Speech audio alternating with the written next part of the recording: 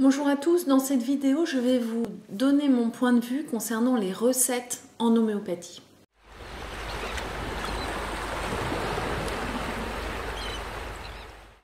Alors qu'est-ce qu'une recette en homéopathie? Une recette, ça va être un remède prescrit de façon préventive pour tout le monde, influenzinum, sérum de Yersin tout l'hiver par exemple, pour se protéger de la grippe ou des gastro-entérites. Mais c'est également l'arnica quand on se cogne, belladonna pour la fièvre, ferrum phosphoricum pour les douleurs d'oreille, chamomilla pour les douleurs dentaires des nourrissons, etc. Alors, si vous êtes venu me voir en consultation ou si vous avez écouté les vidéos précédentes, vous avez compris que le principe même de l'homéopathie, c'est de prendre la totalité des symptômes de l'individu dans le but de trouver le remède le plus adapté à cette personne afin de lui permettre de retrouver l'équilibre de son énergie vitale et donc voir disparaître la totalité des symptômes. Si vous êtes venu me voir en consultation, c'était pour qu'ensemble, on recherche le remède qui vous permette de retrouver l'équilibre de votre énergie vitale. Si cet équilibre est atteint, vous n'avez pas besoin de sérum de Yersin ou influenzinum pour vous protéger de la grippe. Le simple fait d'être en équilibre, alors ne vous empêchera pas bien sûr d'être en contact avec ces virus, mais ou bien vous ferez très peu de symptômes, ou bien vous n'en ferez pas du tout. Et si vous en faites, il vous suffira de reprendre votre remède de fond. Dans tous les cas, quoi qu'il vous arrive, vous commencez par prendre votre remède de fond.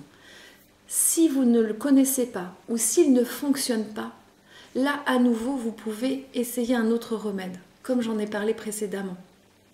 Avec toujours les mêmes consignes, en dilution plutôt basse et sur une courte durée. J'ai pu voir arriver en consultation des enfants de 2-3 ans, complètement énervés, colériques, à qui les parents donnaient du chamomilla depuis plusieurs mois, tous les jours, pour pallier aux douleurs, aux complications des poussées dentaires. Or, c'était chamomilla qui provoquait le comportement difficile de l'enfant et il suffisait d'arrêter chamomilla pour que l'enfant retrouve son calme. Ça vous rappelle qu'un médicament peut déclencher des symptômes s'il n'est pas bien indiqué ou s'il est pris sur du trop long terme. Par rapport aux recettes, par exemple belladonna dans la fièvre, il faut savoir que des remèdes de fièvre, il faudrait que je vérifie, mais il doit en exister 400 ou 500.